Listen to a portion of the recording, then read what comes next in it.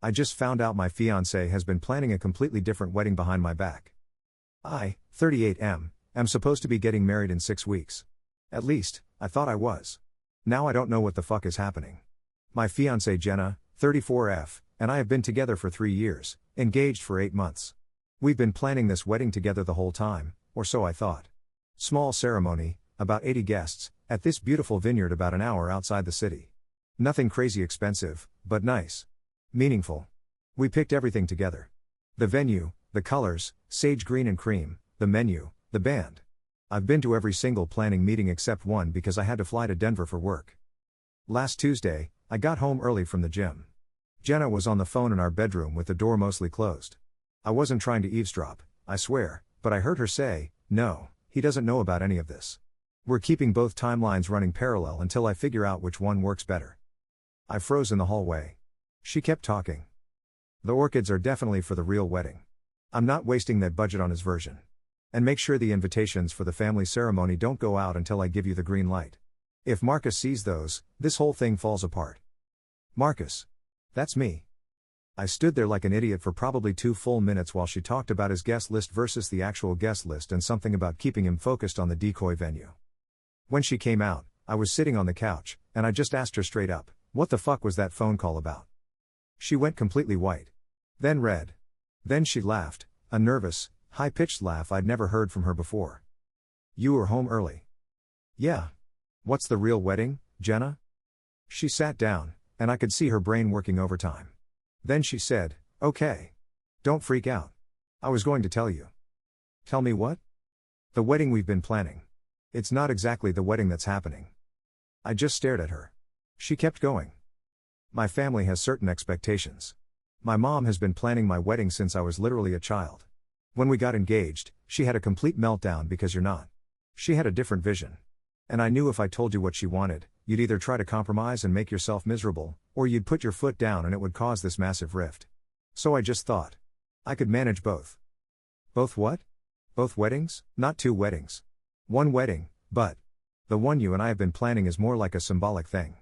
For us. To keep you involved and happy. The actual wedding, the one that's legally binding and that my family will attend, that's different. Bigger. My mom's been working with a planner in Charleston." I literally could not process this. "Charleston? We're getting married at Stonehill Vineyard in 6 weeks." "No, baby, we're getting married at the Riviera Club in Charleston in 8 weeks.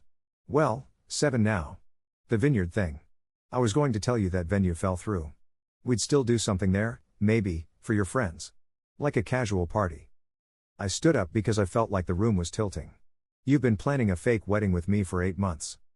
Not fake. Just simplified. Listen, my family is paying for most of this. We are paying for this. We have a joint account that we've been depositing into." "Right, and that money will go toward the real event. Marcus, my mom has 250 people she needs to invite. Her entire social circle, our family friends, my dad's business associates. The vineyard maxes out at 100. It was never going to work." "So you just lied? For 8 months?" She started crying. "I didn't know how to tell you. Every time I tried to bring up my mom's ideas, you shut them down. You were so set on this intimate, small thing, and I love that about you, I do, but this isn't just about us. My family has a reputation. There are people who expect to be at my wedding. My mom's best friend's daughter had 400 guests. 400. I'm already embarrassing her with 250. I don't give a shit about your mom's best friend's daughter." "I know. And that's the problem. You don't understand what this means to them. To me. Apparently I don't understand anything about you." I slept in our guest room that night. The next morning, Jenna acted like everything was fine, asking if I wanted eggs, talking about her day. I ignored her and called my brother Dave. "Dave lost his mind. She's been catfishing you about your own wedding?" "I guess." "Dude, what are you gonna do?" "I don't know. I need to see proof. I need to know how deep this goes." That's when I did something I'm not proud of. I went through Jenna's laptop while she was at work. She'd left it open, and I found a folder labeled RC Event. Inside were contracts. A contract with the Riviera Club in Charleston, dated 9 months ago, before we even booked Stonehill. A catering contract for 250 guests. An invoice from a florist for $18,000. $18,000 fucking dollars on flowers. Our budget for the entire Stonehill wedding was $35,000. There was a guest list. I didn't recognize half the names. My own family was on there, but my 3 best friends from college weren't. My coworker Tim, who introduced us, wasn't on it. There was an invitation mock-up. Formal as hell, her parents' names front and center. Mr. and Mrs. Richard Ashford request the honor of your presence at the marriage of their daughter. My name was spelled wrong. Marcus Thorne. They spelled it Thorne. I found emails between Jenna and her mom. Hundreds of them. Her mom kept referring to me as your choice in quotes. Like, I've ordered the tuxedos, but we'll need to see if your choice fits the aesthetic. Or, make sure your choice understands the rehearsal dinner has a strict dress code. One email from Jenna to her mom, dated 3 weeks ago. I think I can keep M focused on the vineyard plans until mid-April. After that, I'll stage the venue cancellation and act devastated. He'll be so focused on comforting me, he won't think too hard about the backup plan. You were right, men don't actually care about wedding details, they just want to feel included. I read that line about 10 times. When Jenna got home, I had printed everything out. It was sitting on the kitchen table in a neat stack. She saw it and just stopped in the doorway. Marcus. Don't. You went through my laptop. You've been lying to me for almost a year. You think privacy is the issue right now? She sat down and put her head in her hands. We sat in silence for probably 5 minutes. Then she looked up. I love you. I want to marry you. This doesn't change that. You think I'm an idiot. You literally wrote that I'm too stupid to notice being manipulated. I didn't mean it like that. How did you mean it? I meant, men don't get as emotionally attached to the details. You care about marrying me, not about chair covers and seating charts. I was trying to protect you from all the bullshit drama with my mom. By lying.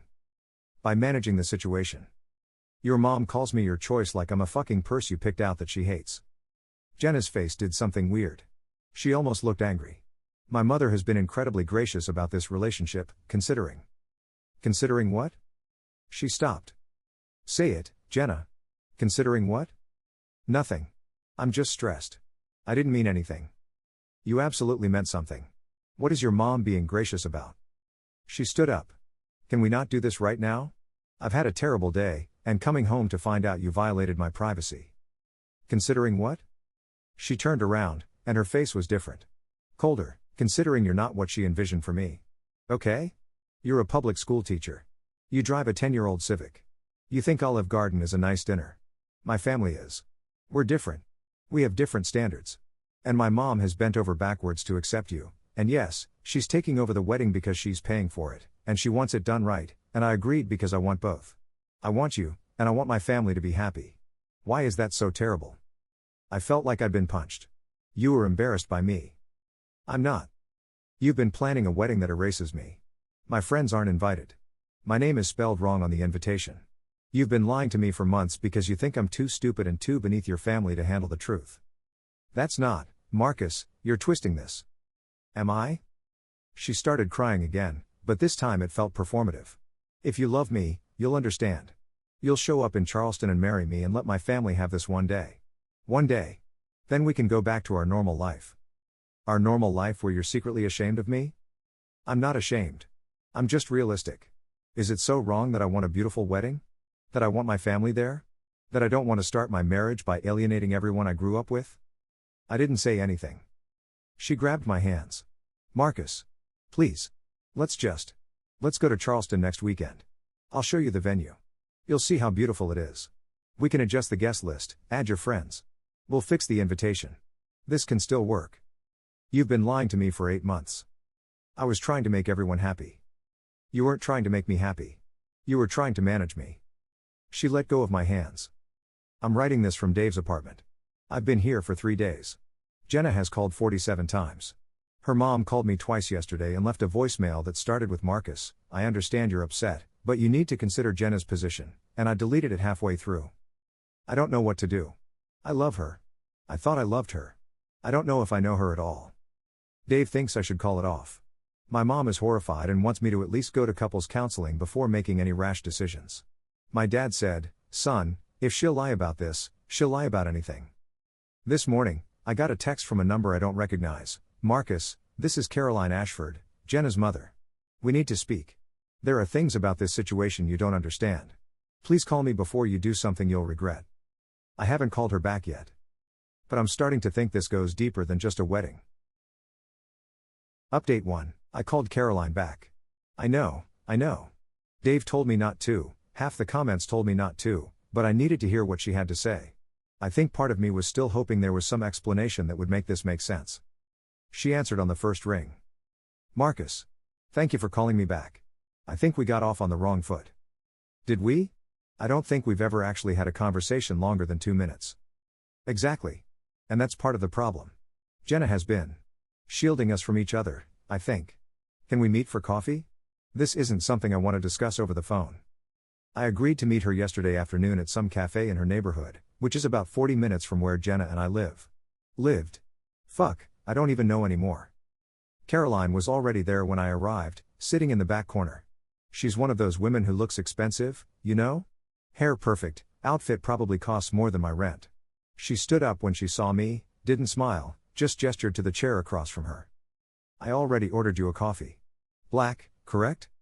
Yeah. Thanks. We sat there for a second, and then she just launched into it. Jenna told me you found the contracts. She's devastated. She's devastated. Yes. She called me sobbing. She thinks you're going to leave her. She lied to me for 8 months about our wedding. She's been treating me like a child she needs to manage. Caroline tilted her head. Did she? Or did she try to navigate an impossible situation created by your inflexibility? I actually laughed. My inflexibility? I planned a whole wedding with her. I showed up to every meeting, I compromised on things I didn't care about. You refused to even consider what her family needed. I didn't refuse anything. She never told me what you needed. She just lied. Caroline sighed and did this thing where she folded her hands on the table, like she was about to explain something to a toddler. Marcus. Let me be frank. When Jenna told us she was engaged to you, we were surprised. Because I'm a teacher. Because you come from a different world. That's not a judgment, it's a fact. Jenna grew up in a certain environment. She went to Choate, then Vanderbilt. Her sister married a cardiothoracic surgeon. Her brother is a partner at his law firm. Her social circle, her family's expectations, these things matter. And I don't fit, you don't fit easily. But Jenna loves you, God knows why. She stopped herself. I'm sorry. That came out wrong. What I mean is, Jenna sees something in you that's worth fighting for. And she has been fighting.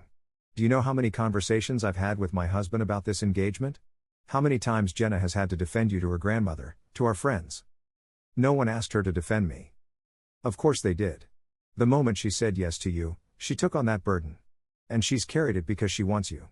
But Marcus, there are realities you can't ignore. This wedding is not just about you and Jenna. It's about our family's place in our community. We have relationships that span generations. Business relationships, social relationships. When we host an event, there are expectations. So you hijack the wedding. We paid for the wedding. There's a difference. Jenna and I have been saving. You've put aside what, $15,000? 20? Marcus, the flowers alone cost 18. The venue cost 45. Catering is 60,000. My husband and I are funding this because we love our daughter and we want her to have the wedding she deserves. Not the wedding you can afford. That one landed. I just sat there. Caroline kept going. Jenna made a mistake in how she handled this. She should have been honest with you from the start. But she was trying to protect your feelings. She knows you're proud. She knows you have this idea that you need to provide for her, be her equal. It's admirable, truly. But it's not realistic. Our family operates on a different scale. Then why is she marrying me? For the first time, Caroline looked uncomfortable. That's a question I've asked her many times. Jesus Christ. She says you make her happy.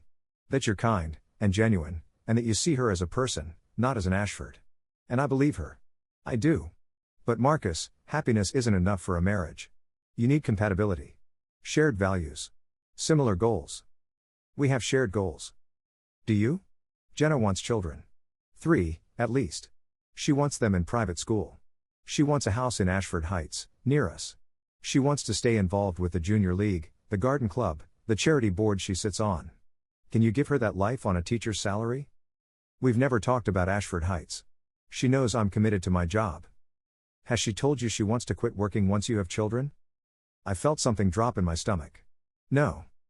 Well. Perhaps you two have more to discuss than just the wedding. She took a sip of her coffee, calm as anything, while I tried to process what she was saying. Here's what I propose, she continued. Come to Charleston next weekend. See the venue. Meet our planner. Let's incorporate some of your requests, your friends can absolutely be invited, we'll add another table or two. We'll fix the invitation, that was an oversight by the printer. And then you and Jenna can have your small, intimate celebration later, maybe for your 1-year anniversary. A vow renewal at that vineyard you like. But for the actual wedding, let's do this right. Let's start your marriage on solid footing with both families happy. Both families. Has anyone asked my family what they want? Your mother RSVP'd yes to Charleston. We sent those invitations 3 weeks ago. My blood went cold. You invited my family to a wedding I didn't know about? Jenna said you'd tell them. Did she not? I stood up. This is insane. All of this is insane. Marcus, sit down. Please. Why? So you can tell me more about how I'm not good enough for your daughter? How I need to just shut up and show up and be grateful you're letting me marry into your family. You were being dramatic. Your daughter lied to me for 8 months. You've been planning a wedding without my input and inviting my family behind my back. And you're sitting here telling me it's because I'm too poor and too stubborn to understand how things work in your world. How is that dramatic? Caroline's face went hard. If you walk away from this table, if you embarrass Jenna by calling off this wedding, you will regret it. Our family has resources and connections you can't imagine. We've been patient because Jenna asked us to be. But if you hurt her, are you threatening me? I'm telling you the reality of the situation. Jenna is an Ashford. You're a public school teacher from a middle-class family. If this ends badly, who do you think people will believe? Who do you think will suffer? I left. I didn't even respond, I just walked out. I called my mom from the parking lot. Did you get an invitation to a wedding in Charleston? Long pause. Honey, I was going to talk to you about that. It came a few weeks ago, and I thought maybe you and Jenna had changed plans. You didn't think to call me and ask? Jenna called me right after and said it was supposed to be a surprise for you, that she was upgrading the venue and wanted to reveal it at the right time. She asked me not to mention it. I thought it was sweet. Mom. She's been lying to me. The whole wedding has been a lie. I told her everything. She was quiet for a long time, and then she said, "Come home. Come stay with me and your dad for a few days. You need to get away from all of this." So that's where I am now. My childhood bedroom, sitting on my old twin bed, feeling like my entire life just imploded. Jenna has been texting nonstop. At first it was apologies, "I'm so sorry, I never meant to hurt you, please let me explain." Then it was desperation, "Marcus, please just talk to me, we can fix this, I love you." Now it's anger, "You met with my mother and won't even answer my calls? Are you serious right now?" I don't know what to say to her. I don't know if there's anything to say. Dave keeps sending me screenshots from Jenna's Instagram. She posted a photo of her and her mom yesterday with the caption, "Sometimes the strongest women in your life know exactly what you need. Grateful for my mom today, 2 hearts emoji." The comments are full of her friends saying supportive things, asking if she's okay. Someone named Brittany commented, "Is everything alright with the wedding? Call me." And Jenna responded, "All good, just some last minute stress. Can't wait to celebrate with you in Charleston," red heart emoji. She's still pretending it's happening. Like I'm just going to show up. My dad knocked on my door an hour ago and asked if I wanted to throw a baseball around like we used to when I was a kid. I'm 38 years old and I said yes. We didn't really talk, just threw the ball back and forth in the backyard while it got dark. Finally he said, "You know what you need to do, right?" I don't, actually. That's the problem. Yes you do. You're just afraid to do it. He's probably right. Update 2. I went back to the apartment yesterday to get more of my stuff. Jenna was supposed to be at work, but her car was in the driveway when I pulled up. I almost left, but then I figured, fuck it, we have to talk eventually. She was sitting on the couch in her pajamas, which was weird because it was 2 in the afternoon on a Thursday. The place was a mess, takeout containers on the coffee table, tissues everywhere. She looked like she hadn't slept in days. "You came back," she said. "Just to get some things." "Marcus, please. Can we just talk? Really talk?" I sat down in the chair across from her, not on the couch. I wanted the distance. "Your mom threatened me," I said. Her face went pale. "What?" "Yesterday. She told me if I embarrass you by calling off the wedding, I'll regret it. That your family has resources and connections. She basically implied you'd destroy me." "She didn't, she wouldn't, Marcus, my mom is protective, she probably just. She also told me you want to quit your job when we have kids. That you want to live in Ashford Heights. That you want 3 kids in private school. We've never talked about any of that." Jenna pulled her knees up to her chest. "Because I knew how you'd react." "How would I react?" "Like this. Like I'm some kind of traitor for wanting the life I grew up with. You think wanting nice things for our family makes me shallow. I think lying about wanting those things makes you dishonest. When was I supposed to tell you? When we first started dating. Hi, I know you're a teacher making $60K a year, but just so you know, I eventually want a lifestyle that costs 10 times that. You would have walked away. Maybe I should have. She flinched like I'd hit her. You don't mean that. I don't know what I mean anymore. I don't know who you are. I'm the same person I've always been. You're acting like I'm some stranger because I wanted a nice wedding and didn't want to fight with my family about every detail. You planned a fake wedding to keep me distracted while you planned the real one. You invited my family without telling me. Your mom spelled my name wrong on the invitations and called me your choice in emails. How am I supposed to come back from that? Jenna stood up, and she was crying now. Because I love you. Because despite everything, despite my family, despite the money stuff, despite all of it, I chose you. Do you know how hard that's been? Do you know what I've given up? What have you given up, Jenna? Your mom's paying for a $60,000 catering bill. You're getting everything you want. I gave up Alex. The room went completely silent. I just stared at her. Who the fuck is Alex? She put her hand over her mouth, like she could take it back. But it was too late. Jenna. Who is Alex? She sat back down, and when she spoke, her voice was barely a whisper. Alex Carrington. We grew up together. Our families are close. Everyone always assumed. We dated on and off through college and after. He's a lawyer now. Works at his dad's firm. He asked me to marry him 4 years ago. I felt numb. And I said no. Because I didn't love him, not the way I should. And then I met you, and I understood what I'd been missing. You made me laugh. You didn't care about my last name or my trust fund or any of it. You just saw me. But my family loved him. My mom still talks about him. His mom and my mom have lunch twice a month. When I told them I was engaged to you, my mom's first question was, what about Alex? At my engagement party, my aunt pulled me aside and asked if I was sure I wasn't just going through a phase. A phase? That's what they think you are. A phase. A rebellion. They're waiting for me to come to my senses. Is that what this is? Are you going to come to your senses? No. Marcus, no. I want to marry you. I want to build a life with you. What life? The one where we live in Ashford Heights and I'm the poor husband who can't provide for his family? Where your mom and dad pay for everything and I just smile and say, thank you. Where I run into Alex Carrington at your family Christmas party every year and everyone wishes you'd married him instead. It wouldn't be like that. It's already like that. Your mom already told me I'm not good enough. She didn't mean it the way it sounded. Then how did she mean it? Jenna didn't answer. She just cried. I stood up. I'm going to ask you a question, and I need you to be honest. For once, just be completely honest with me. Okay. If you had to choose between me and your family, if it came down to it, and you had to pick, who would you pick? She looked at me for a long time. Too long. That's not fair, she finally said. It's a simple question. It's not simple.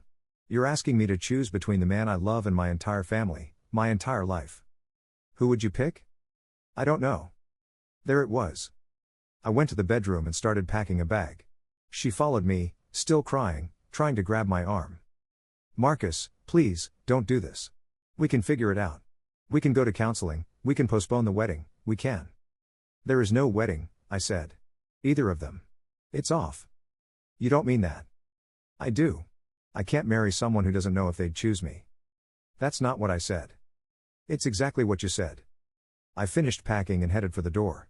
She was full on sobbing now, the kind of crying that makes it hard to breathe. If you leave now, we're done. You know that, right? If you walk out that door, I can't come back from this. I stopped with my hand on the doorknob. Part of me wanted to turn around. Part of me wanted to hold her and tell her we'd figure it out. But I kept seeing that look on her face when I asked her to choose. That hesitation. I know, I said, and I left. I'm back at my parents' house. My mom made me dinner, and my dad pretended to watch TV while I sat at the kitchen table and just stared at nothing. Around 10 p.m., I got a text from a number I didn't recognize. Marcus, this is Richard Ashford, Jenna's father. I'd like to speak with you. Are you available for lunch tomorrow? I showed my dad. He read it and said, what do you think he wants? To threaten me like his wife did, probably. You don't have to go. Hi there, if you made it so far. Consider dropping a like and maybe subscribing. Thanks. And have a nice one.